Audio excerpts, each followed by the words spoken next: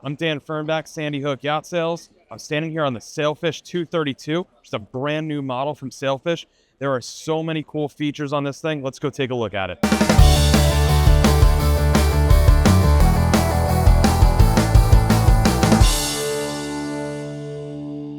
Couple of great features here in the aft, and there's a lot going on. We have the patented Sailfish ski tow bar that actually recesses all the way down, so it hides away very easily. Now we have molded in aft seat with 2 live wells underneath, which is very impressive. And on a 23-foot boat, you're going to have 2 aft entry points for walk-in and accessibility, which I don't think that there's another boat in the market that actually has that. The bench seat can be flipped back to face forward, obviously, but also so it faces aft. Now it has a conducive conversation environment. So on a 23-foot boat, everyone with the head obviously is a bit of a concern for size and getting in there.